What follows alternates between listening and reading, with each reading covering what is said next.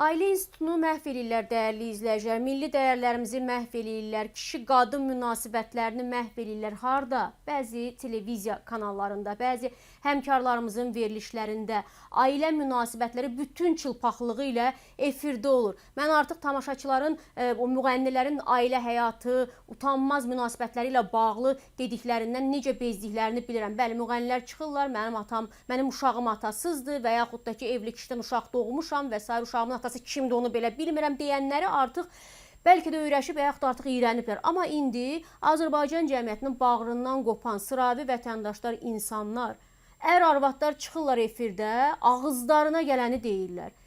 Qadın kişini atır, gedir. Hara getdiyi bəlli deyil. Kişi efirdə ağlayır ki, mənə getdiyi yeri demir. Kişi efirdə ağlayır ki, mənim qadınıma, mən həyat yoldaşıma deyirəm ki, bir bax görüm telefonunun kartını ver və yaxud mən kodunu aç görüm sən orada kimlə yazışsan. Qadın da efirdə deyir, əcəb eləyirəm, vermirəm, özüm bilərəm və s. Yəni yerlərdə də hər şey. Bəlkə də mən ilk saniyədən etibarən sizə bunu dinlətməsəm, izlətməsəm bilməyəcəksiniz ki, mən nəyi deməyə çalışıram. İlk saniyədən etibarən izləyək ki, bax bu adına ər-arvad deyilən, adına kişi-qadın münasibətləri deyilən bu rəzalət bizim kanallarımızın birində, ən az mənim gördüyüm budur. Həmkarımız Lalə Azərtaşın verişindədir. Ən az ona görə mən onun xəbərçilik keçmişini çox gözəl xatırlayıram. Belə verilişlərdə olmasını isə açığı birmənalı qəbul eləyə bilmirəm. Amma indi o verilişdə aparıcılıq edir və baxın görün kişi-qadın münasibətləri necə yerlərdədir Azərbaycan kanalında. Diqqətlə baxaq. Aşağı partladır məni. Yerin demir, getdiyi yeri demir, qaldığı kimi ilə qalıb onu demir. 15'i dedim, 18'i gelip, sonra getmişik Xocalıya. Mənə qulaq as. Zahir, desə sakitləşəsən. Bəli, desin, dəqiq desin. Sonra desin ikinci dəfə məndən sonra Xocalıya niyə gedim? Qulaq as, desə sakitləşəsən, düzünü desə barışasan. Barışmıram. Yox, mən də barışma yeri yox.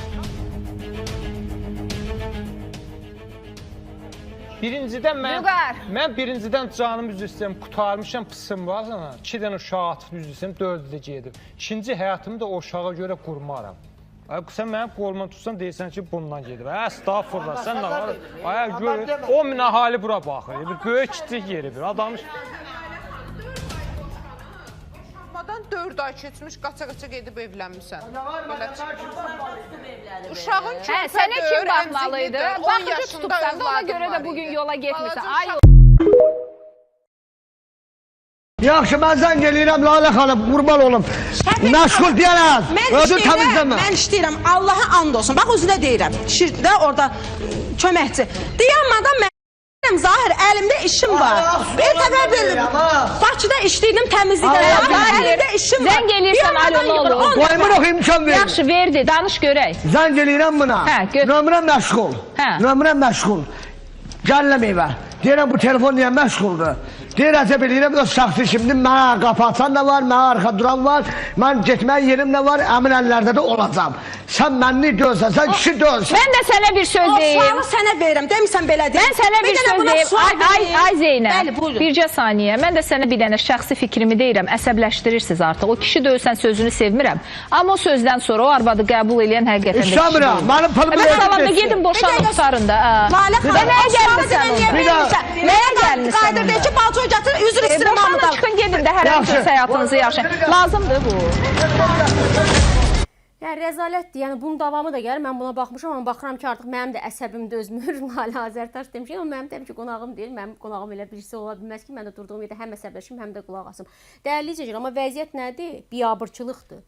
Azərbaycan kişisini hal-hazırda rəzil vəziyyətə salıblar Azərbaycan kanallarının bəzilərində. Azərbaycan kişisi ağlayır, sıtqıyır, deyir, qurban olum desin hara gedib.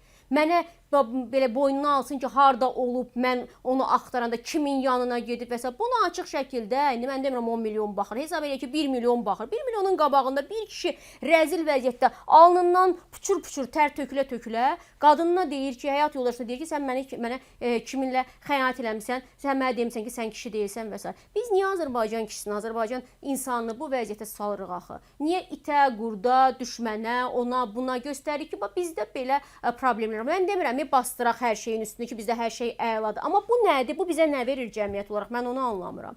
Azərbaycan kişisini aşağılamaq, Azərbaycan kişisini bu formada rəzil vəziyyətdə ekrana çıxarmaq, onun bu problemini, bu artıq problem deyil, bu artıq fəlakətdir. Bir Azərbaycan kişisi çıxır ekrana və ona xəyanət edən qadınla bağlı başlayır yalvarmağa. Sən Allah düzünü de görüm, sən mənə kimdən xəyanət etdin, kimdən getmişdin filan yerə? Sən Allah telefonun kodunu mənə niyə göstərmirdin? Adam açıq-aşkar deyirdi, sən mənə lazım deyilsən.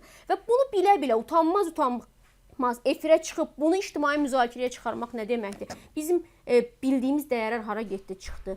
Ümumiyyətlə Azərbaycan kişisi nə zaman belə rəzil vəziyyətə düşdü? Niyə belə rəzil vəziyyətə saldılar Azərbaycan kişisinin? Axı biz qazilərimizlə fəxr eləyirik. Axı biz şəhidlərimizlə fəxr eləyirik. Axı biz veteranlarımızla fəxr eləyirik. Onları görəndə övladımıza nümunə göstəririk onlara. Amma o övladımız sonra açır televizora baxır bunlar kimi mənasız adamlar. Bax özünü öldürür, gedir, telefon gətirir, göstərir, bax mənə bu cür xəyanət edib. Elə bir ki, sanki fəxr eləyir buna edilən bu demək alçaq hərəkətlə. Və bu ekrandan bizim evimizə soxulur, girilir. Mən əslində istəyirəm ki, Azərbaycan cəmiyyətində Azərbaycan kişisi hər zaman güclü olsun. Mən ona görə də o feministlərin bəzi düşüncələrini əsla qəbul eləmirəm.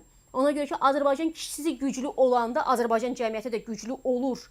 Azərbaycan kişisi güclü olmalıdır, yaxşı iş yerləri yaradılmalıdır ona, maddi baxımdan da yaxşı olmalıdır, sağlamlığı da yerində olmalıdır. O zaman ailənin təməli də möhkəm olur.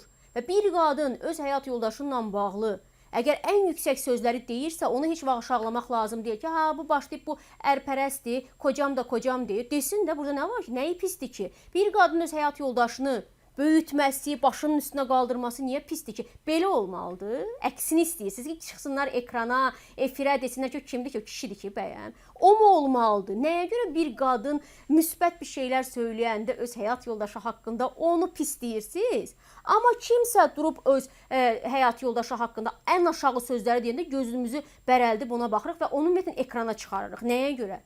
Niyə o verişə çıxarıb da Azərbaycan kişisini bu qədər aşağılayırıq? Əslində məsələ çox genişdir, qlobal, təkcə TV məsələsi deyil. Azərbaycan kişisini işsiz qoymamaq lazımdır, zəif olmağa qoymamaq lazımdır, gücsüz etməmək lazımdır. Yəni o daim güclü olmalıdır, işli güclü olmalıdır, daim sözünü deyən olmalıdır və ailənin təməli olmalıdır, təməl daşı olmalıdır. Mən psixoloqların açıqlamasını dinləyirəm, bunu hansısa küçədən gedənlər demirlər. Elmi araşdırmaların əsasında deyirlər ki, bir ailədə, əgər ailənin yükü də, ailənin bütün maddi mənəvi yükü də qərar verəni də kişi olanda o ailədə təməllər möhkəm olur. Kişi onda əməyin və kişiyə güclü olma imkanı yaratmaq lazımdır. Kişiyə restoranda belə deyək də hesab vermə lüksünü yaşatmaq lazımdır. Kişiyə borc belə deyək də götürüb ev üçün, ailə üçün onu ödəmə imkanını vermək lazımdır. Yəni ki, mən qadınam, mən eləyəcəm, sən dur qırağa deyib də onu kənarlaşdırmaq lazım deyil və sonu da bunun bilirsiniz nədir? Gəlib ekrana çıxıb demək ki, bu kişi deyil ki.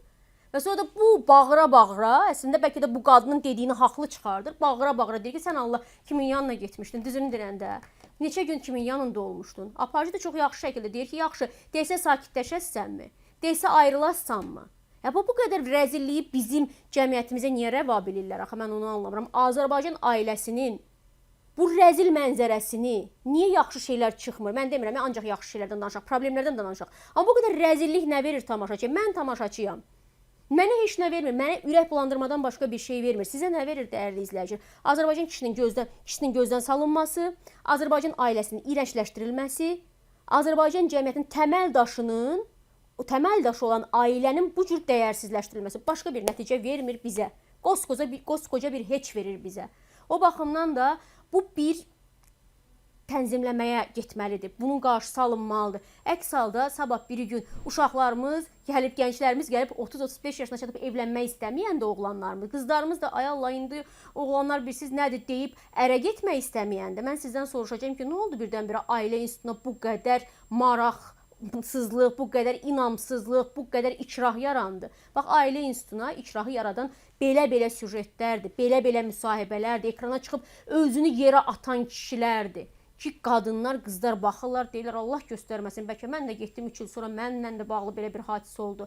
Kişilər deyirlər ki, Allah göstərməsin, bəlkə mən də evləndim, mənim həyat yoldaşım da belə bir şey elədi. Cəmiyyəti belə-belə dəyərsizləşdirirlər və cəmiyyətdə ailə institutunu belə-belə gözdən salırlar. Bunun qarşısı ən qısa zamanda alınmalıdır. Mən dəfələrlə söyləyirəm, ümid edirəm ki, cəmiyyətimiz buna bir sözünü deyəcək, bir etirazını deyəcək ki, Yəni düşünən beyinlər, bu məsələyə nəzarət edən şəxslər də bu cür süjetləri, bu cür insanları cəmiyyətimizin gözünə soxmayacaqlar. Ümidim, arzum bundan ibarətdir. Başqa bir şey demək istəmirəm.